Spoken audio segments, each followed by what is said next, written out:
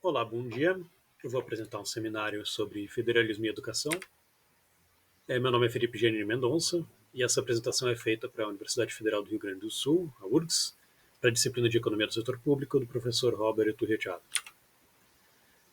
O seminário aqui sendo apresentado é sobre o capítulo chamado Papel da União na Coordenação Federativa da Política de Educação Básica, por Marta Wendel Abramo e Elaine Cristine Lício, que é parte do livro Coordenação e Relações Intergovernamentais nas Políticas Sociais Brasileiras, organizadora Luciana Jacuri.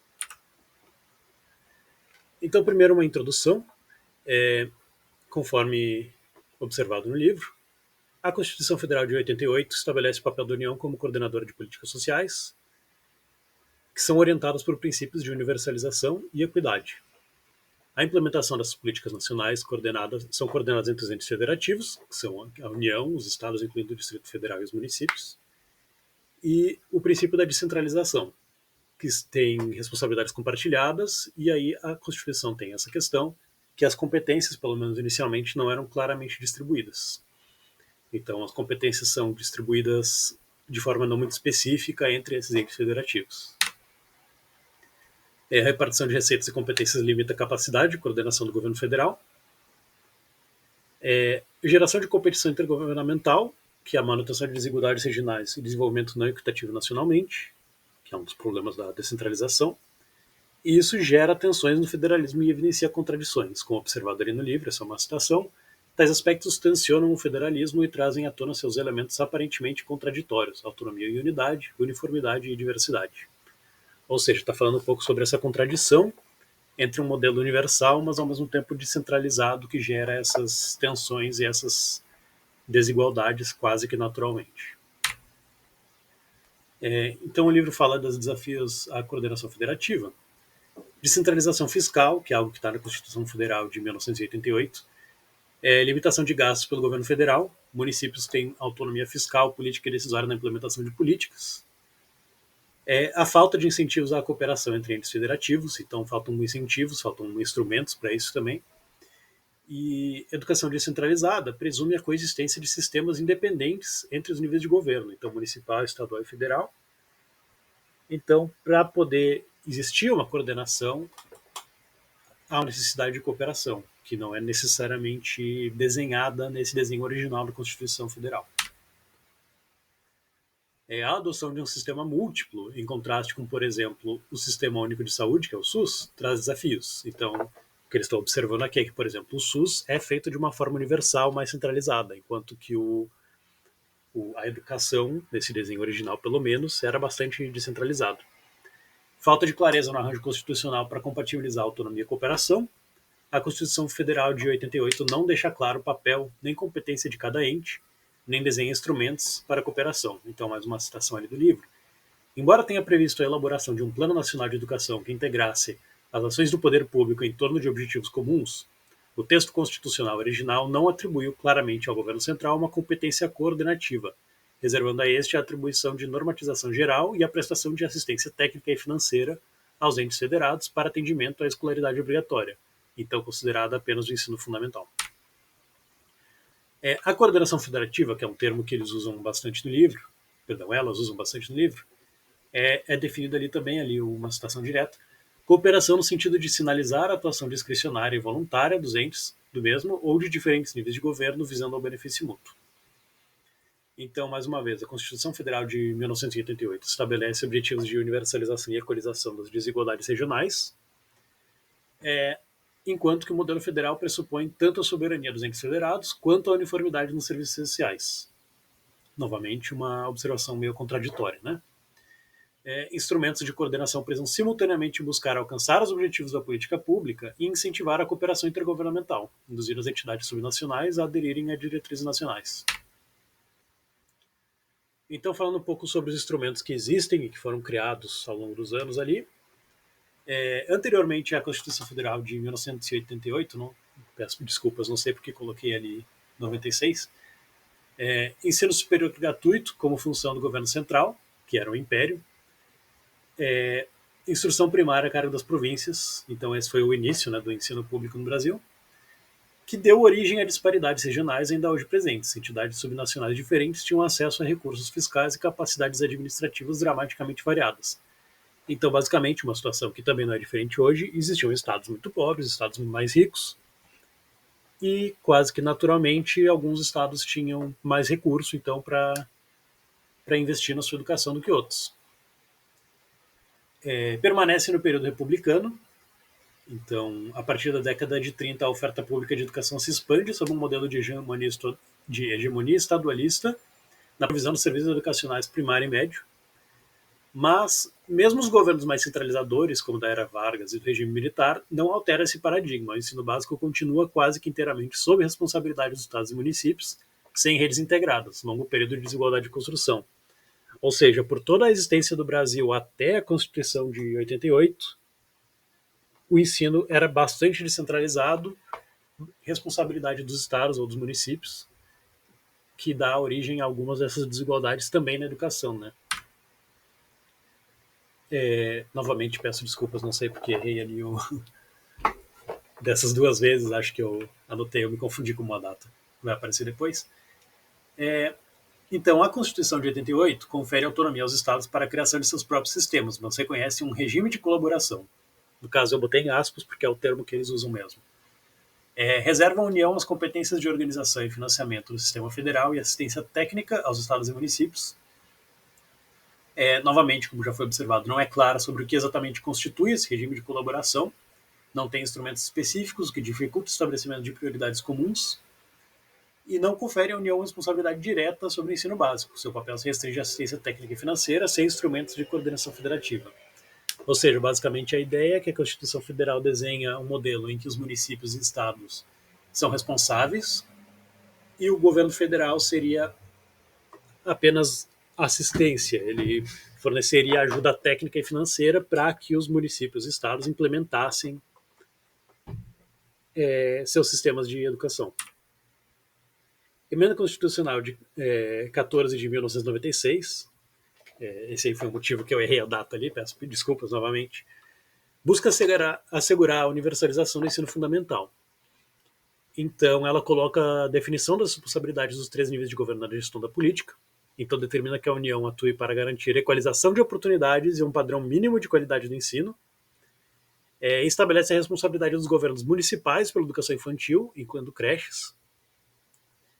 E coloca como prioritário para os estados e Distrito Federal o ensino médio. E o ensino fundamental aparece como uma competência simultânea municipal e estadual. Então é um pouco ainda vago sobre essa questão. Incumbe ao governo central coordenar a atuação dos entes federativos, buscando objetivos de educação a nível nacional, buscando padronização. Estabelece o papel de protagonista da União e sugere a coordenação federativa.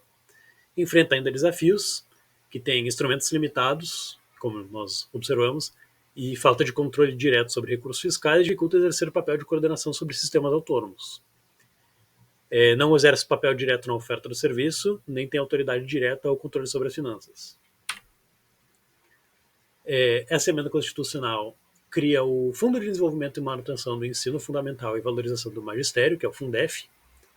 O Fundef estabelece critérios para a repartição de recursos destinados ao ensino fundamental, incluindo remuneração de docentes, e distribui recursos de acordo com o número de matrículas, buscando garantir uniformidade no gasto por aluno em diferentes regiões, inclusive complementando naqueles estados que não alcançassem um valor mínimo por aluno. Ou seja, o Fundef cria critérios para repartição de recursos para ajudar os estados e municípios com essas responsabilidades que eles agora assumem, para garantir que haja um valor mínimo e um valor médio gasto por aluno, independentemente de qualquer lugar da União. Também cria a Lei de Diretrizes e Bases da Educação, que não é parte da emenda constitucional, né? Então não é um instrumento constitucional, ele é subconstitucional, como chamam, né? Introduz o conceito de educação básica, estabelece incumbências para a União, estados, municípios, estabelecimentos de ensino e docentes, e reafirma o papel da União em coordenar a Política Nacional de Educação. A LDB fixa prazo para a elaboração de um Plano Nacional de Educação com diretrizes e metas para a década seguinte, ou seja, ela cria um instrumento para a criação de um plano de uma década inteira. Peço desculpas aí pela sirene que está passando aí atrás. Mas então, para a criação de um plano a nível nacional para a educação.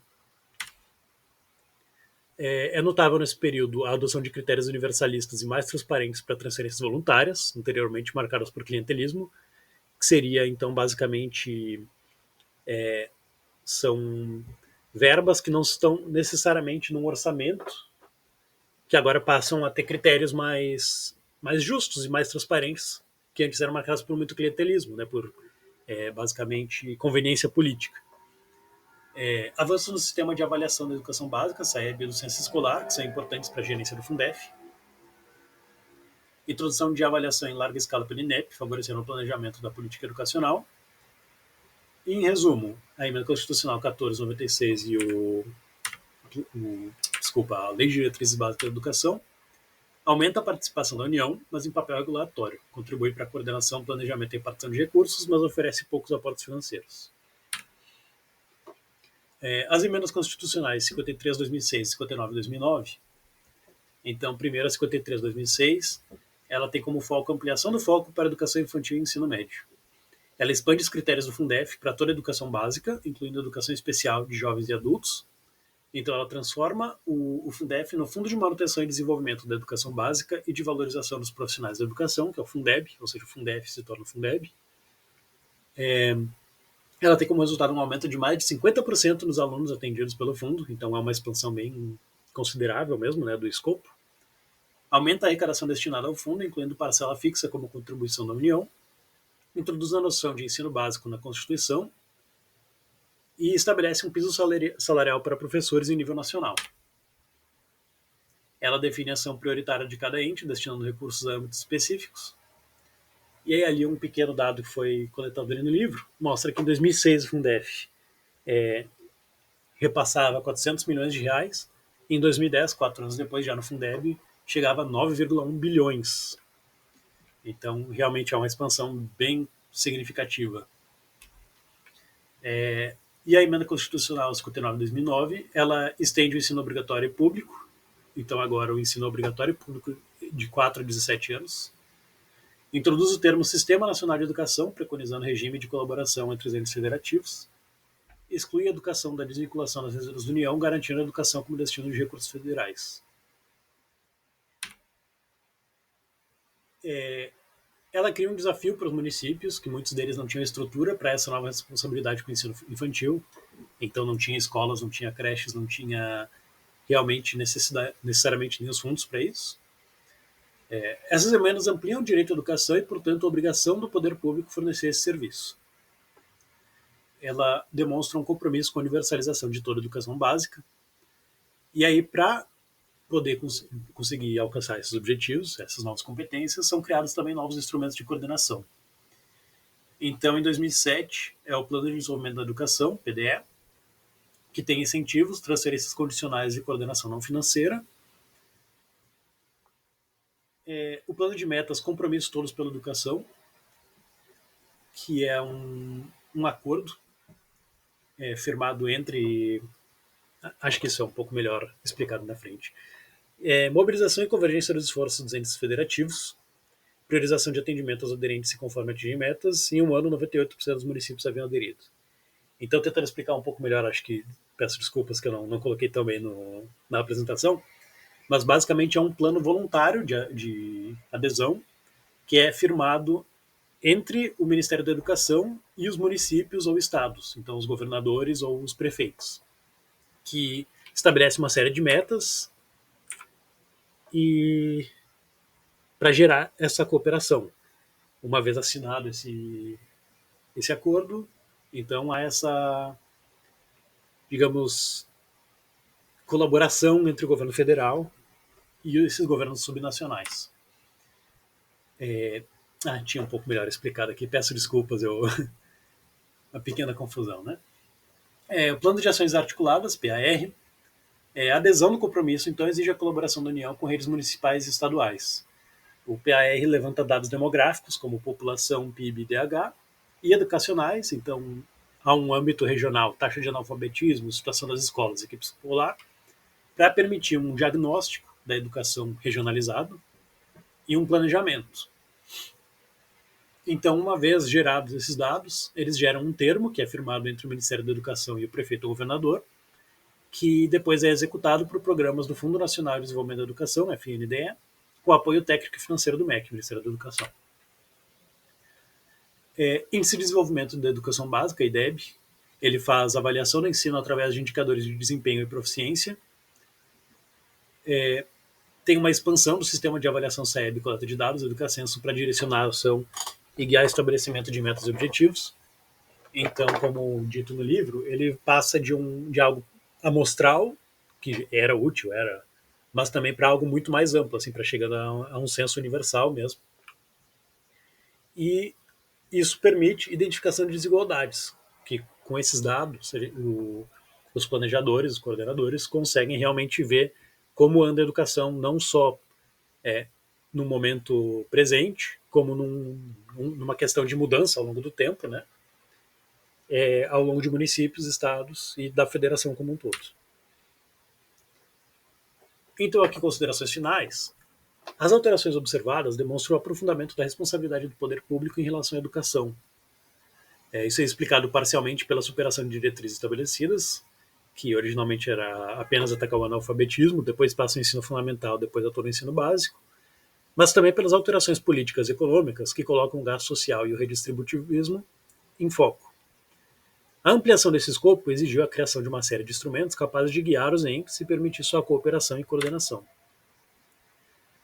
Vale notar que a estrutura hoje, após todas essas mudanças e mais outras até, segue sendo descentralizada, mas ela abrange tanto um nível macro, com o estabelecimento de metas e diretrizes nacionais, quanto um nível micro, individualizado a cada escola e município com auxílio técnico e financeiro da União.